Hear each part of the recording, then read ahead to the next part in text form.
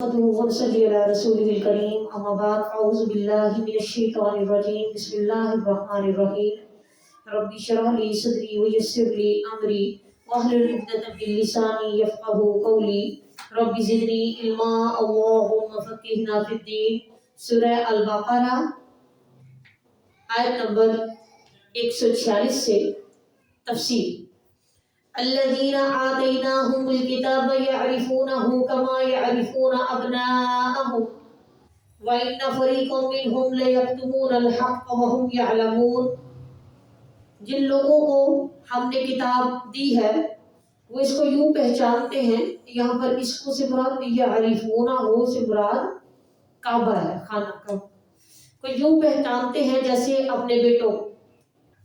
پھر بھی ان میں سے ایک گروہ ایسا ہے کہ وہ دیدہ و دانستہ حق بات کو چھپا جاتا ہے. عربوں میں یہ محاورہ عام ہے کہ جس چیز کے متعلق انہیں کسی قسم کا شک و شبہ نہ ہو تو وہ اس بات کے بارے میں، اس چیز کے بارے میں یوں کہتے ہیں کہ یہ تو اس کو ایسے پہچانتا ہے جیسے اپنے بیٹے کو پہچانتا ہے.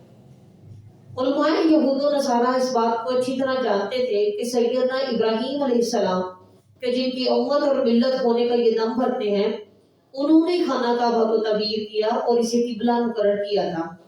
اور بیت المقدس کو 1300 سال بعد سیدنا سلیمان علیہ السلام نے تعمیر کیا تھا. پھر بیت المقدس کو قبلہ قرار دیتے کا ذکر نہ کہیں توریت میں موجود ہے اور نہ ہی انجیل میں موجود ہے. اس تاریخی واقعے میں ان کے لیے کسی قسم کے شک و شبے کی گنجائش نہیں تھی اور یہ بات وہ خوب جانتے تھے کہ قبلہ اول دراصل خانہ کعبہ ہی ہے اور وہ یہ بات عوام کے سامنے بس ظاہر نہیں کرتے تھے. الحق من ربک فلا تکونن من الممترین، یہ جو تمہارے لیے رب کی طرف سے ہے یہ بالکل درست ہے، لہٰذا اس کے متعلق تم اب ہرگز شک میں نہ پڑنا. یعنی مسلمان جس ملک میں ہو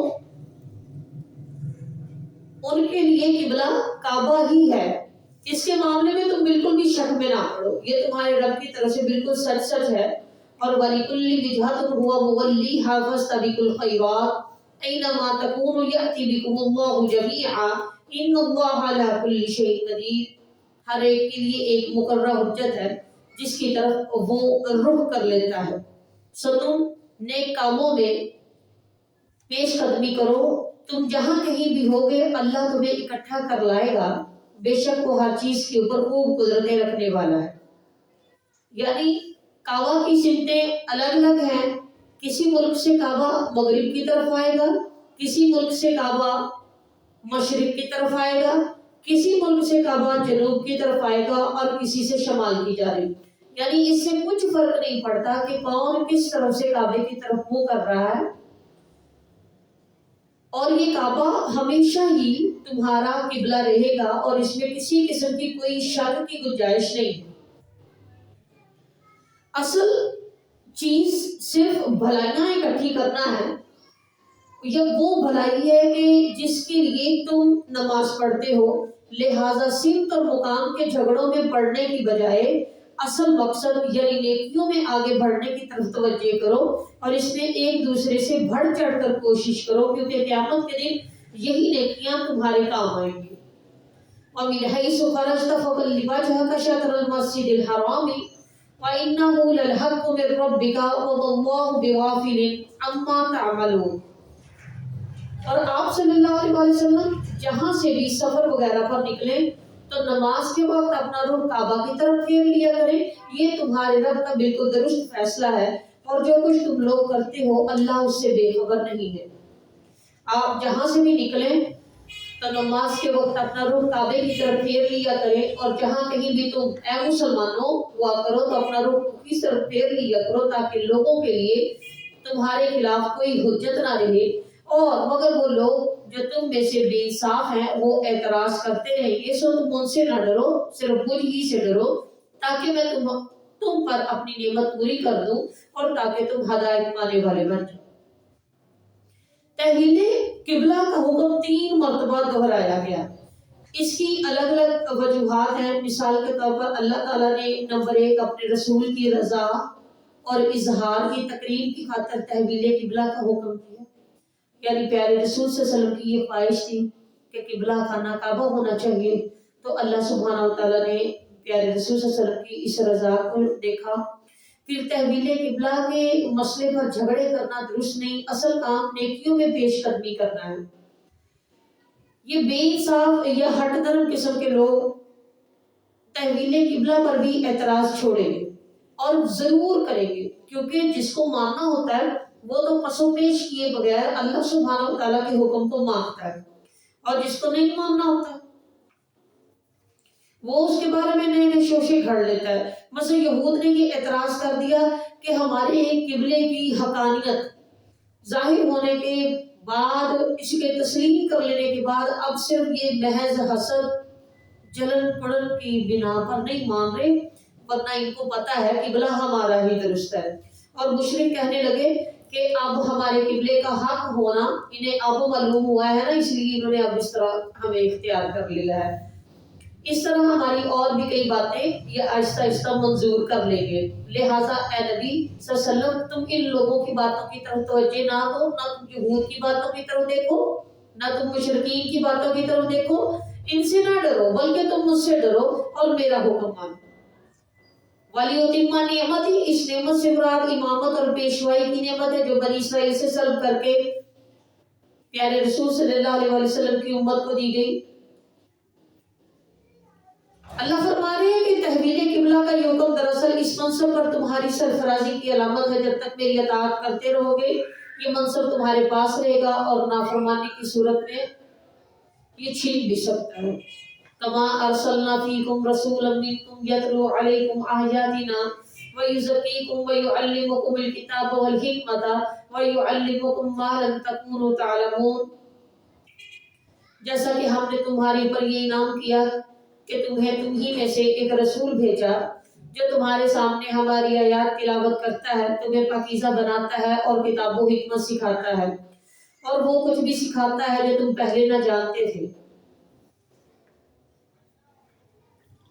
جیسا کہ اللہ سبحانہ و تعالیٰ نے پہلے بھی انعامات فرمائے کہ تمہیں میں سے ایک رسول بھیجا جو تمہیں اللہ کی آیات سناتا ہے، تمہیں پاکیزہ بناتا ہے، تمہارا تزکیہ کرتا ہے، حکمت کتاب و حکمت کی تعلیم دیتا ہے، کہ اس نعمت نے تمہاری کایا پلٹ دی۔ کیسے؟ تم جاہل تھے، اللہ نے تمہیں علم دے دیا، تم ذلیل تھے، اللہ نے تمہیں سربلند کر دیا، تم ہر وقت لڑتے مرتے اور بدامنی کا شکار رہتے تھے، اللہ نے تمہارے دل میں لا دیے اور آپس میں تمہارے لیے محبت پیدا کر دی، اور یہ سب کچھ اسی تعلیم کا نتیجہ تھا۔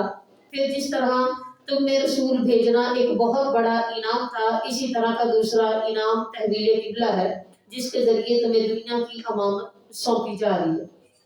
لہٰذا تمہیں لازم ہے کہ ہر دم مجھے یاد کرتے رہو، فاذکرونی اذکرکم واشکرونی ولا تکفرون، مجھے یاد کرتے رہو، میں تمہیں یاد کروں گا، اور میری ناشکری نہ، شکر ادا کرنا ہے میرا، اور ہرگز بھی میری ناشکری نہ۔ سیدنا ابو ہریرہ رضی اللہ تعالیٰ عنہ سے روایت ہے کہ پیارے رسول صلی اللہ علیہ وسلم نے فرمایا، اللہ ارشاد فرماتا ہے میں اپنے بندے کے گمان کے مطابق اس سے سلوک کرتا ہوں، جب وہ میرا ذکر کرتا ہے تو میں اس کے ساتھ ہوتا ہوں، اگر وہ مجھے دل میں یاد کرے تو میں بھی اسے دل میں یاد کرتا ہوں، اگر وہ مجھے کسی مجمع میں یاد کرے تو میں اس سے بھی بہتر جماعت میں اسے یاد کرتا ہوں۔ مطلب وہ تو لوگوں میں میرا ذکر کرے گا، میں فرشتوں کے ہاں اس کا ذکر کروں گا۔ اگر وہ ایک فرشتہ میرے نزدیک آتا ہے تو میں ایک ہاتھ اس کے نزدیک ہو جاتا ہوں، اگر وہ ایک ہاتھ میرے نزدیک ہو تو میں ایک کلاوہ اس کے قریب ہو جاتا ہوں، کلاوہ دونوں بازو کھول کے، اور اگر وہ چلتا ہوا میرے پاس آتا ہے تو میں دوڑ کر اس کی طرف جاتا ہوں۔ مطلب اللہ کا شکر ادا کرنے سے اللہ تعالیٰ وہ نعمت بحال ہی نہیں رکھتا بلکہ نعمت اور بڑھا دیتا ہے۔ اور قرآن مجید میں ایک اور جگہ پر بھی ارشاد ہے، لَئِن شَكَرْتُمْ لَأَزِيدَنَّكُمْ وَلَئِن كَفَرْتُمْ إِنَّ عَذَابِي لَشَدِيدٌ، اگر تم شکر ادا کرو گے تو میں تمہیں اور دوں گا، اور اگر تم میری ناشکری کرو گے تو بے شک میرا عذاب بھی بڑھا سکتا ہے۔ پھر آگے دیکھیں، یا ایھا الذین آمنوا استعینوا بالصبر والصلاۃ ان اللہ مع الصابرین، مشکل اور آرے وقت میں صبر اور نماز سے مدد لینے کا حکم دیا جا رہا ہے۔ تحویل قبلہ کے ساتھ ساتھ امت مسلمہ کو جس امامت کے لیے تیار کرنا مقصود تھا، یعنی قبلہ تبدیل کر دیا. قبلہ تبدیل کرنا اتنی بڑی بات نہیں ہے جتنا نماز کی پابندی، اللہ کے حضور جھکنا بڑی بات ہے. تو اس راہ میں بے شمار مشکلات مسائل پیش آنے والے ہیں. لوگ تم پر باتیں کریں گے، پہلے کدھر کو منہ کر کے نمازیں پڑھتے تھے، اب کدھر کو منہ کر کے نمازیں پڑھتے ہو. اچھا اگر اب والی نمازیں اس طرف قبلہ، اس قبلے کی طرف منہ کر کے اگر اب نمازیں پڑھنی ہے تو وہ جو پہلے پڑھی تھی وہ قبول ہوئی گی یا نہیں ہوئی؟ یعنی کہ تمہیں بڑی باتیں سہنی پڑے گی. تو یہاں پر حکم دیا جا رہا ہے جب باتیں سہنی پڑ رہی ہیں، مشکلات مصائب آ رہے ہیں تو کیا کرو؟ استعینوا بالصبر والصلاۃ، صبر اور نماز کے ساتھ مدد مانگو. ہر مخالفت کا منہ پر جواب دینا ضروری نہیں، ہر عمل کا فوراً رد عمل دکھانا ضروری نہیں. صبر اور نماز کے ساتھ مدد مانگو، بے شک اللہ صبر کرنے والوں کے ساتھ. پھر جب تم اپنی سمت درست کر کے تم چلو گے تو ظاہری بات ہے تمہیں جہاد بھی کرنا پڑے گا. مومن ایسا تھوڑی نہ ہوتا ہے کہ بس زبانی کلامی وہ اللہ کا ہے کلمہ بلند کرنے کی کوشش کرے اور جب جہاد کی بات آئے تو پھر پیچھے چھپ جائے. نہیں، اگر اس کو میدان جنگ میں بھی جانا پڑے تو وہ نہیں چھپتا، وہ جاتا ہے نا، آگے بڑھتا ہے، آگے سے آگے بڑھتا جاتا ہے. تو وَلَا تَقُولُوا لِمَن يُقْتَلُ فِي سَبِيلِ اللَّهِ، تو اب تم اللہ کے راستے میں جہاد بھی کرو گے. تو جب جہاد کرو گے تو مرنا مارنا تو لازم ہے.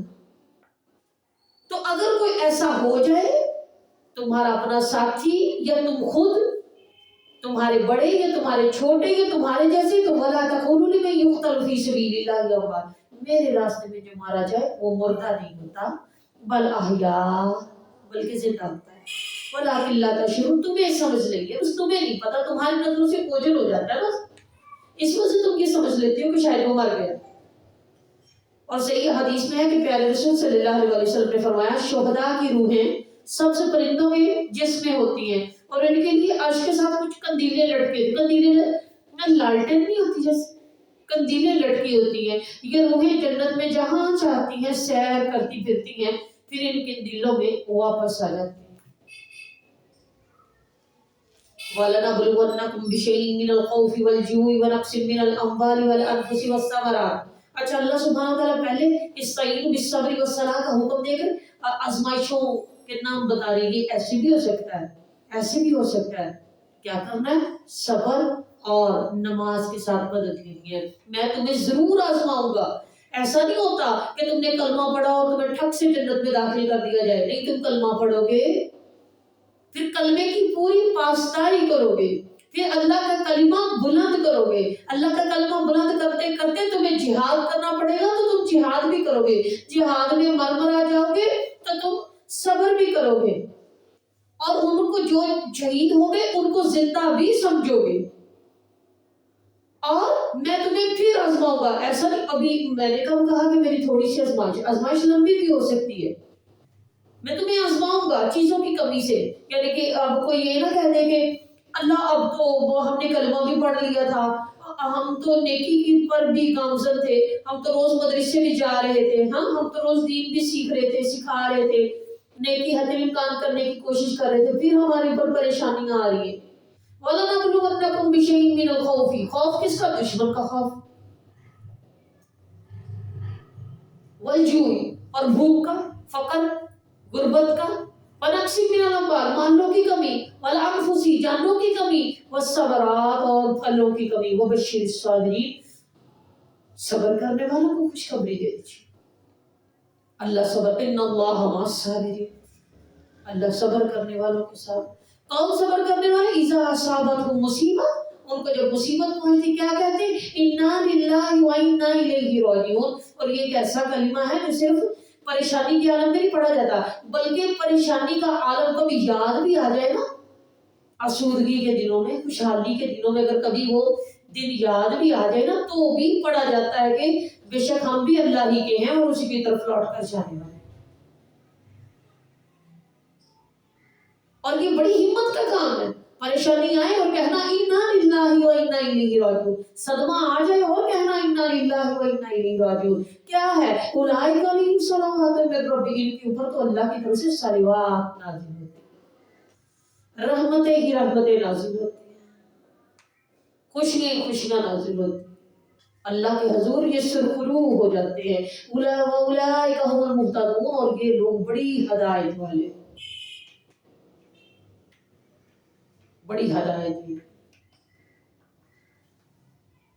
अपने रास्ते इन्होंने मुतय्यन कर लिए हैं और उनके ऊपर चलते जा रहे हैं, चलते जा, हालात जैसे भी हो बंदे मोमिन बन गए।